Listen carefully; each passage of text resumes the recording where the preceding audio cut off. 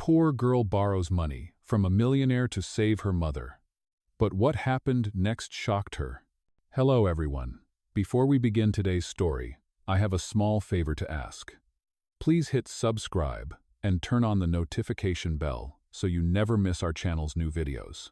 It is quick, free, and the best way to support us in bringing you more dramatic stories. Your support means the world to us. Where are you watching from? Drop your city or country in the comments below. Thank you very much. Now let us return to our main character. The rain was pouring down over the city that night, drenching every sidewalk, turning the streets into silver rivers that reflected the pale glow of street lamps.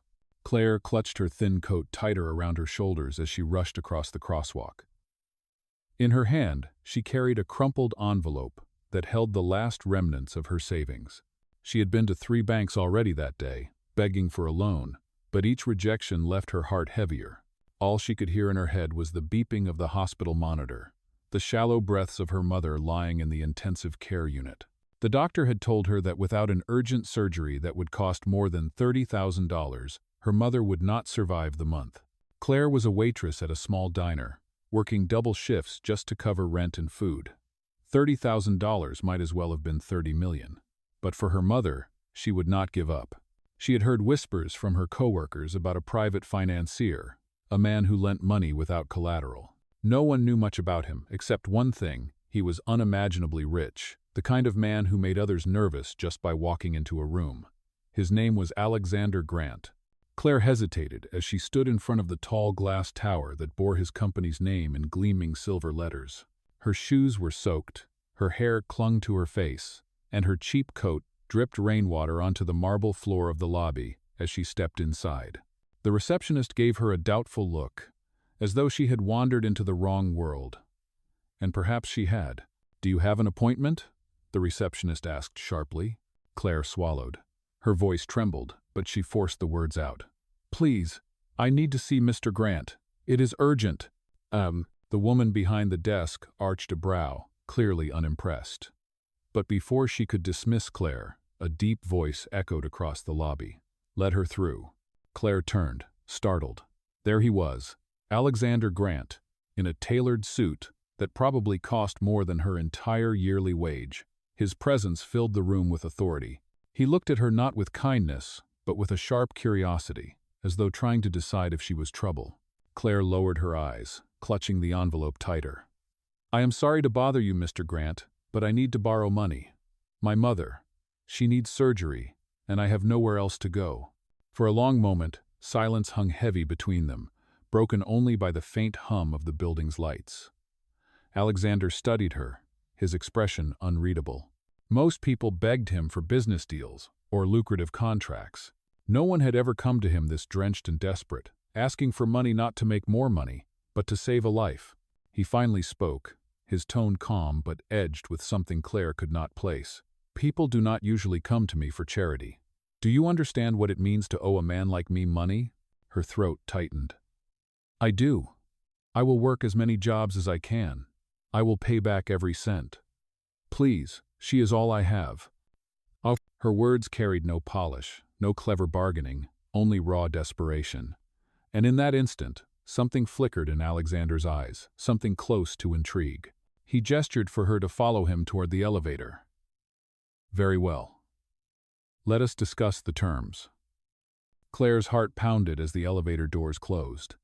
She had just stepped into a world far beyond her reach, with a man whose intentions she could not yet read. Little did she know, this desperate plea for her mother's life would tie her fate to Alexander in ways she never imagined. And this was only the beginning. The elevator ride was silent except for the faint hum of the machinery. Claire kept her eyes on the floor, clutching the damp envelope of her meager savings, as though it could shield her from the intimidating presence beside her. Alexander Grant stood tall and unshaken, his reflection in the mirrored walls of the elevator as sharp and commanding as the man himself. Claire felt small, fragile, like an intruder in a world that did not belong to her. When the doors slid open, she followed him into a spacious office high above the city. The view through the glass walls stretched across endless skyscrapers lit against the night sky. It was breathtaking, yet it only reminded her how far she was from this world of wealth and power. She stood awkwardly near the door, while Alexander removed his jacket and placed it neatly over the back of a chair. "Sit," he instructed, his voice calm but firm.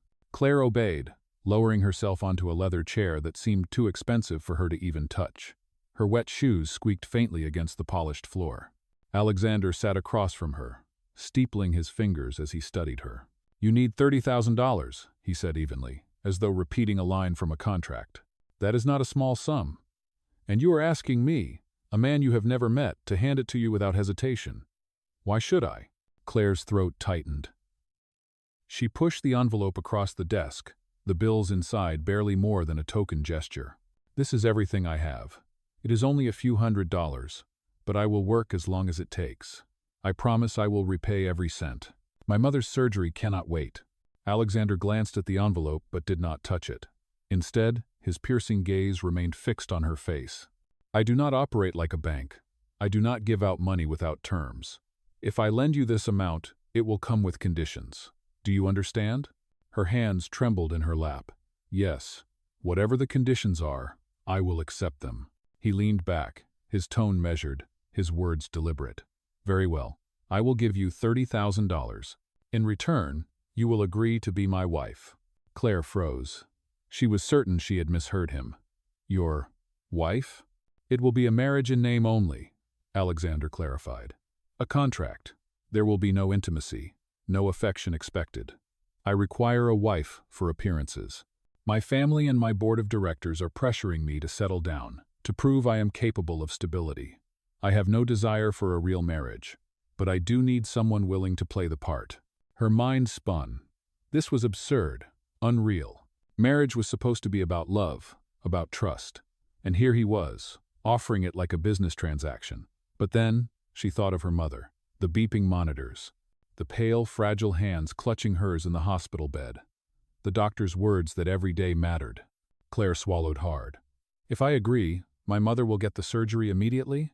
Alexander's eyes narrowed slightly, as if testing her resolve. "Yes. I will transfer the funds to the hospital tomorrow morning. Your mother will have the best care money can provide." She closed her eyes briefly, fighting the storm inside her chest. The thought of signing away her freedom to a man like him was terrifying. Yet the thought of losing her mother was unbearable. She opened her eyes, her voice trembling but resolute. "Then I accept." For the first time, Alexander allowed a faint smile to curve his lips, not one of joy, but of satisfaction, as though he had just closed another successful deal. He pulled a folder from his desk drawer, sliding it across to her. Inside was a detailed contract, each page filled with legal language that blurred in her tear-filled vision. "Read it carefully," he instructed. "It outlines every condition. You will attend public events with me, live at my residence, and play the role of a devoted wife when required. In private, you may live your life as you wish, within reason. The contract will last 1 year. At the end of that year, our arrangement will be dissolved." Claire's hands shook as she held the pen he offered. She wanted to scream that it was wrong, that it was cruel, that no human being should have to barter their life like this. But then she thought again of her mother's faint smile, her mother's fragile heartbeat. With tears brimming in her eyes, she signed her name. Alexander took the papers back, his expression unreadable. "Good, then it is settled. You are now Mrs. Grant." Oh, the words landed like a weight in her chest. She had saved her mother, but at what cost to herself? Little did Claire know, this contract was only the beginning of a storm that would change everything. The next morning, Claire awoke in a room, unlike anything she had ever seen before. The bed was enormous, dressed in sheets so soft they felt like clouds against her skin. Sunlight streamed through floor-to-ceiling windows, revealing a view of the city skyline that looked more like a painting than reality. For a brief moment, she forgot the weight of the previous night, until she turned her head and saw the signed contract neatly placed on the bedside table. The reality of her choice hit her like a wave.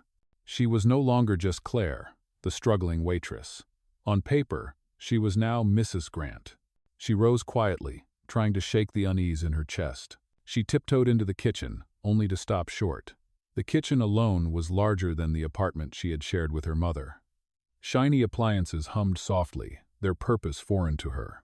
She opened a cabinet, searching for a simple mug to make herself coffee, but the shelves were lined with crystal glasses instead. Looking for something? Alexander's voice carried from the doorway. He stood there in a pressed shirt, every detail immaculate. Claire nearly dropped the mug she had finally found. "I was just trying to make coffee," she admitted, her cheeks burning. "There is a machine for that," he said, walking past her. He pressed a button, and within seconds a rich aroma filled the room. Claire watched silently, feeling the sharp contrast between her fumbling hands and his effortless command of everything around him. Breakfast was quiet. Claire nibbled at toast while Alexander scanned through his phone, seemingly lost in numbers and charts. The silence was suffocating, so she tried to make small talk. "I will go to the hospital later today. I want to see my mother before the surgery." Alexander did not look up. "The payment has already been processed. The hospital confirmed the procedure is scheduled for tomorrow morning. She will receive the best surgeons available." Her heart clenched with gratitude. "Thank you," she whispered. His eyes flicked to hers briefly, then back to the screen. "Do not thank me. You signed the contract. This is business." The words stung, though she knew they were true. She had promised herself she would not forget the nature of this arrangement. Still, a part of her longed to believe there might be more behind his coldness. Later that day, Claire began to notice the first of many adjustments she would have to make. A stylist arrived with racks of expensive clothing, insisting she try on dress after dress. "You will need to look the part," the woman said briskly, pinning fabric against Claire's frame. Claire felt like a doll being fitted for display. The clothes were beautiful, but none of them felt like her. That evening, she and Alexander attended a dinner with several of his business associates. It was her first time stepping into the public role of Mrs. Grant. The restaurant was filled with glittering chandeliers and the chatter of powerful men and women. Claire forced a smile, her hands trembling as she lifted a crystal glass of water. One of the women at the table leaned closer, her voice dripping with disdain. "So this is the new Mrs. Grant. Where did he find you?" Heat rushed to Claire's cheeks. She wanted to vanish. Before she could stammer a reply, Alexander's voice cut through the air. "She is my wife," he said firmly, his arm slipping around Claire's chair. "That is all you need to know." The table fell silent. Claire stared at him in shock. For the first time, he had defended her, not as part of a contract, but with something that felt almost real. When they returned home, she could not hold back her question. "Why did you say that tonight? Why did you defend me?" Alexander loosened his tie, his expression unreadable. "Because you are my wife, and while this arrangement lasts, no one insults you without insulting me." His words were practical, logical, yet Claire's heart beat faster all the same. She lay awake long after he had retreated to his study, replaying the evening in her mind. This was supposed to be a cold arrangement, a contract signed in desperation, but with every glance, every unexpected kindness, the lines between business and something more began to blur. And deep down, Claire feared that her heart was no longer following the rules she had agreed to. The following week arrived with a new wave of challenges for Claire. Her mother's surgery had gone successfully, and though relief filled her heart, there was no time to rest. Being the wife of Alexander Grant meant stepping into a role she had never rehearsed for. Now, every moment outside their penthouse was a performance, and every performance carried the weight of scrutiny. On Friday evening, Alexander informed her that they would be attending a charity gala hosted by his family. "You will be introduced formally to everyone who matters," he explained as he adjusted his cufflinks. "The press will be there. The photographs will circulate. Tonight, you must play the part perfectly."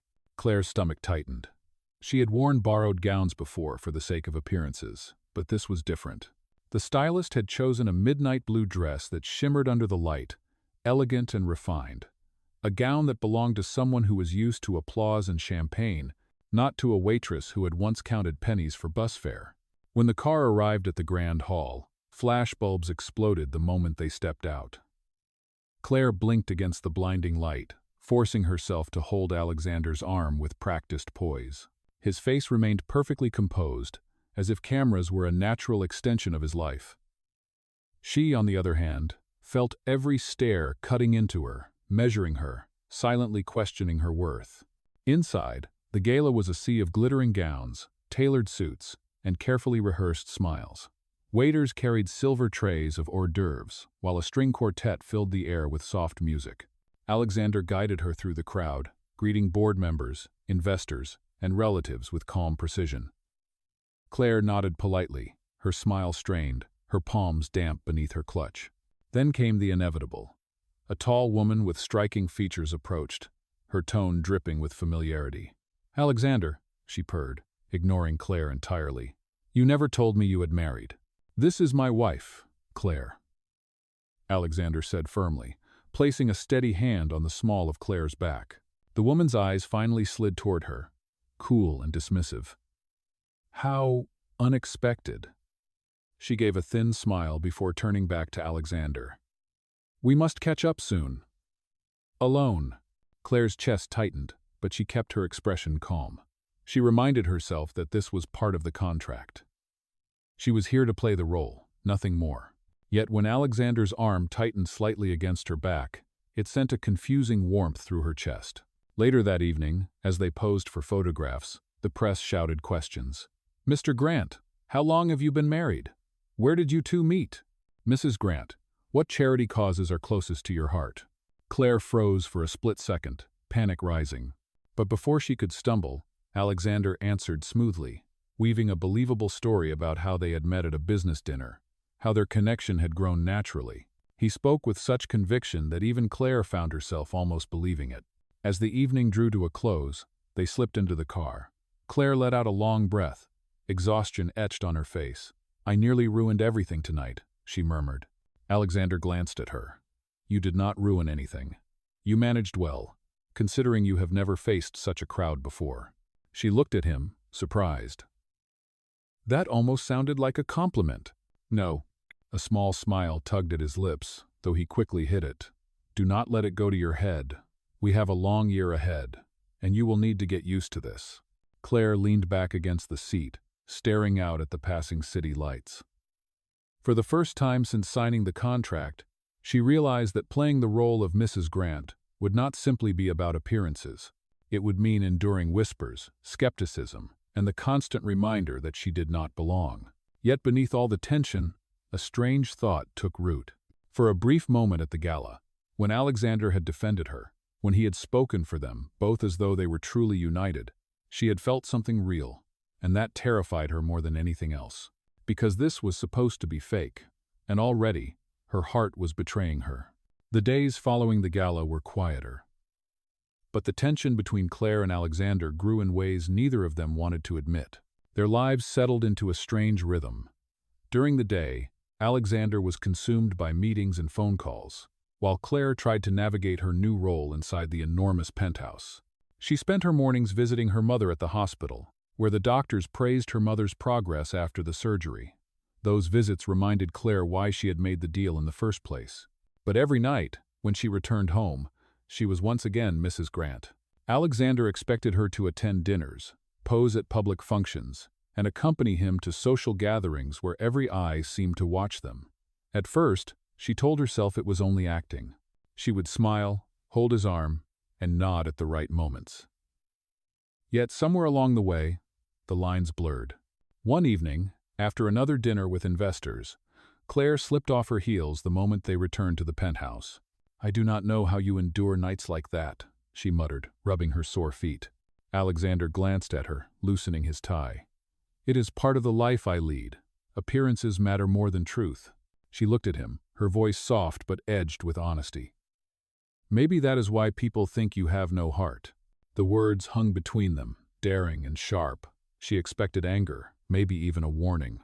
Instead, Alexander studied her silently, his expression unreadable. Finally, he spoke. "And what do you think, Claire? Do you believe I have no heart?" Her breath caught. She wanted to say yes, to remind herself that he was cold and calculating, that their marriage was nothing more than ink on paper. But her memory betrayed her the way he had defended her at the gala, the way he had ensured her mother's care without hesitation. Slowly, she shook her head. "I think you hide it, maybe even from yourself." Something flickered in his eyes before he turned away, pouring himself a glass of water. "Careful," he murmured. "That sounds dangerously close to affection." Her cheeks warmed, but she said nothing. The silence that followed was heavy, filled with questions neither dared to voice. As the weeks passed, Claire found herself noticing the small details about him. How he preferred his coffee black with exactly 1 spoon of sugar. How he always loosened his tie the moment he walked through the door. How his gaze softened, almost imperceptibly, whenever she mentioned her mother's recovery. And Alexander, in turn, began to notice her. He saw the way she bit her lip when she was nervous, the way she tried to hide her laughter behind her hand, the way she carried herself with quiet dignity, even when others tried to tear her down.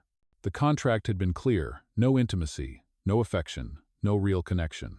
Yet the unspoken truth grew heavier with every shared glance and every late-night conversation. One night, as Claire stood by the window watching the city lights, Alexander joined her. The silence stretched until he finally said, "You are stronger than I expected."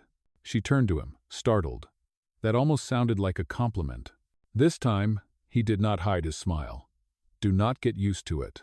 But the warmth in his tone betrayed him, and Claire's heart betrayed her in return. She knew the danger of falling for him, yet every day it became harder to deny.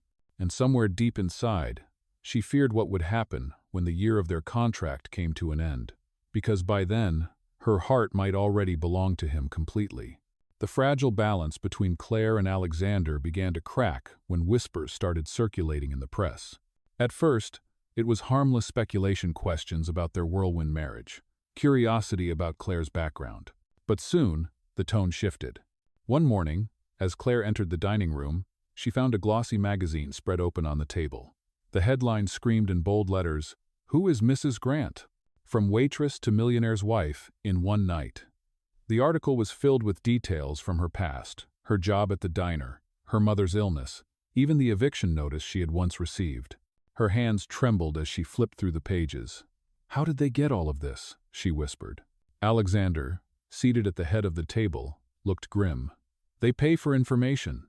People sell whatever scraps of gossip they can find. It is how this world works." Claire's voice cracked.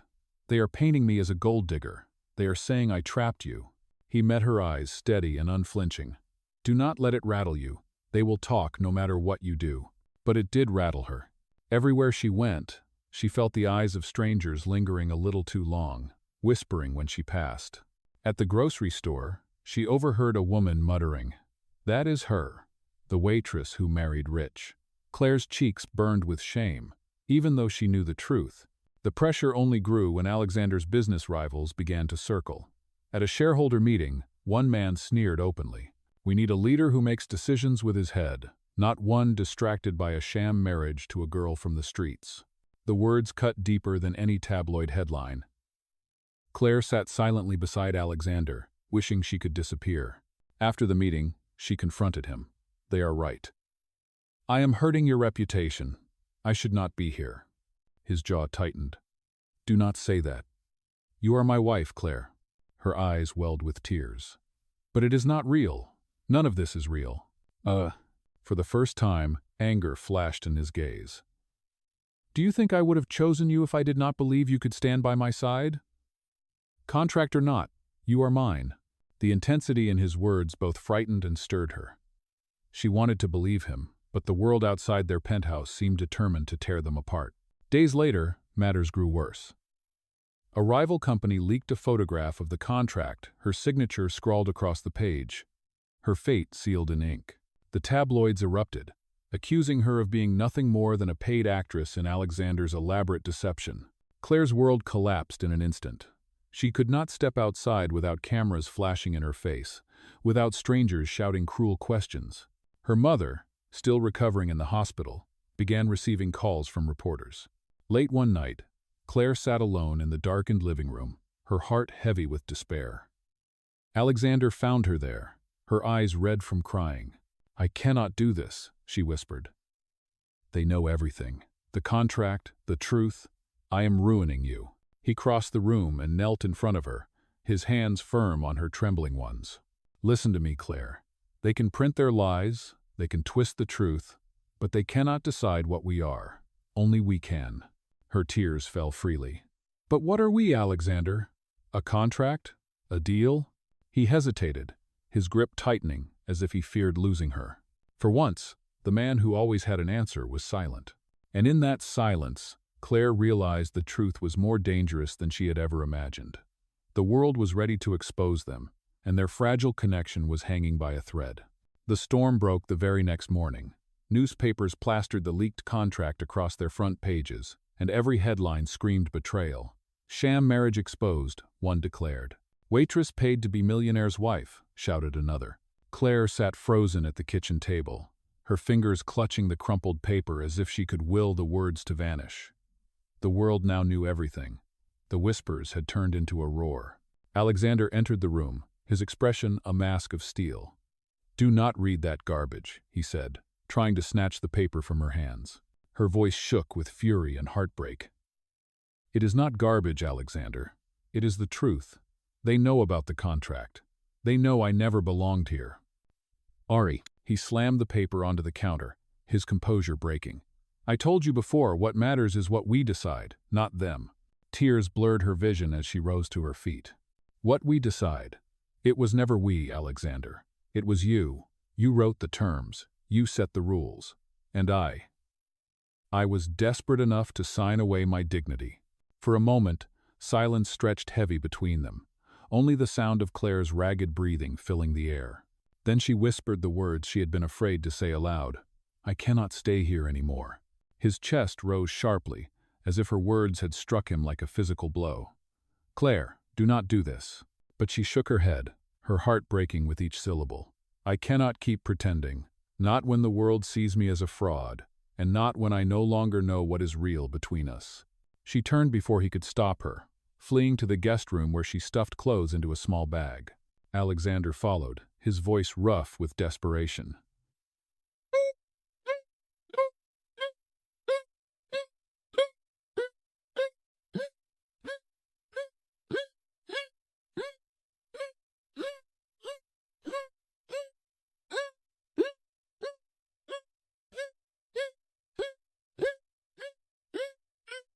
Her tears fell harder.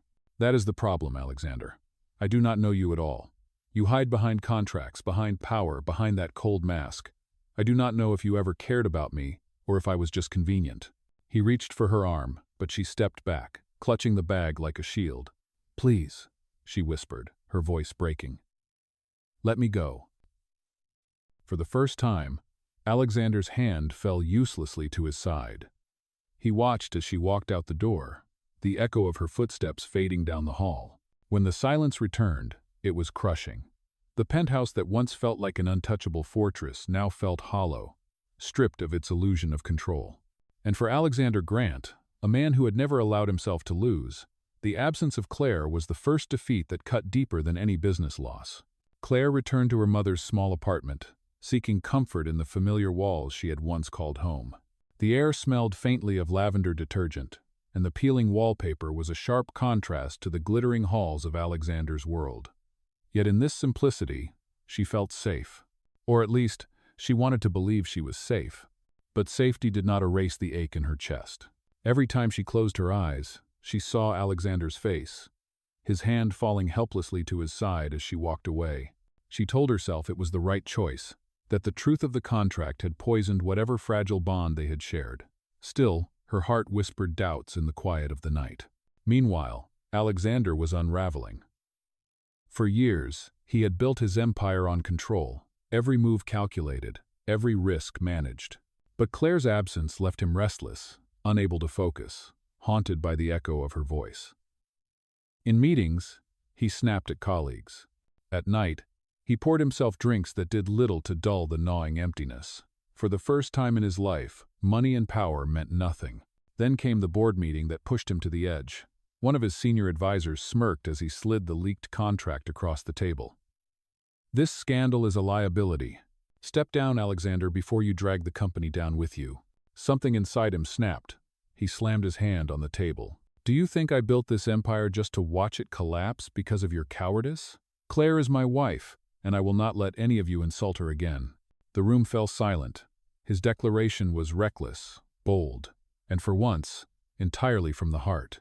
He walked out of that meeting with a clarity he had never felt before.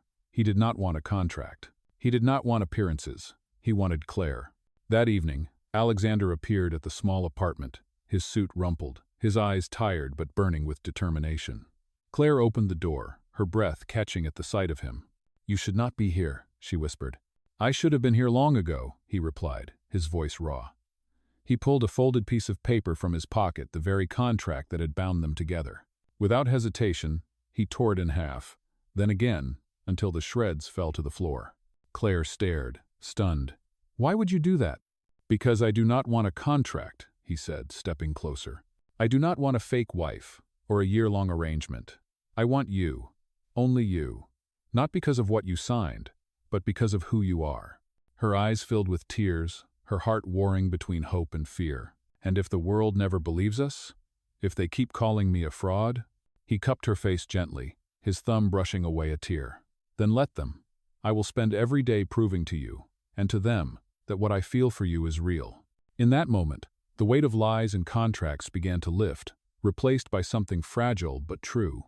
For the first time, Alexander was not the man of power or the cold negotiator. He was simply a man in love, willing to risk everything to win her back. The following week, the world was still buzzing with headlines about the scandal, but Alexander no longer cared. For the first time, he refused to fight for control of the narrative. Instead, he chose to fight for Claire. On the morning of the company's annual charity event, reporters gathered outside the grand ballroom, eager for another spectacle. Rumors swirled that Alexander Grant would resign under pressure, that his so-called marriage had crumbled. Yet when the doors opened, he walked in with Claire by his side, her hand firmly in his. The cameras erupted in flashes, questions flying through the air like arrows. "Is your marriage real? Did she marry you for money? Mr. Grant, are you stepping down?" Alexander raised a hand, his voice carrying over the chaos. "Enough. You want the truth? The contract was real. Yes, it existed, but it does not define us anymore. I tore it apart because my marriage to Claire is not a transaction. It is my choice, and it is my heart." Gasps rippled through the crowd. Claire's pulse raced as every eye turned to her. For a moment, she feared she would falter. But then she remembered the woman at the gala who had sneered at her, the magazines that had called her a fraud, and the doubts that had haunted her for weeks. She lifted her chin, her voice steady. "I did not marry Alexander for money. I married him because I had no other choice. But somewhere along the way, I discovered that choice had become love, and I will not be ashamed of that." The room fell into silence, the weight of her words echoing louder than the click of cameras. Alexander reached into his pocket and pulled out a small velvet box. Claire gasped as he opened it, revealing a ring, not the cold, perfect diamond chosen for appearances, but a simple band engraved with their initials. He sank to one knee, his voice breaking with sincerity. "No contracts, no conditions. Claire, will you marry me for real this time?" Tears streamed down her cheeks as she whispered, "Yes." The ballroom erupted into applause, the cameras flashing like stars, but for Claire and Alexander, the world had faded away. In that moment, there were no boardrooms, no contracts, no scandals, only two people who had fought through lies and shadows to find something real. Later that night, as they walked hand in hand beneath the city lights, Claire glanced up at him with a smile. "Do you think they will ever stop doubting us?" Alexander squeezed her hand gently. "Let them doubt. We will give them a lifetime of proof." And for the first time since their lives had collided, Claire felt not the weight of desperation, but the lightness of hope. Their marriage had begun as a bargain, but it ended as a promise, one written not in ink, but in love.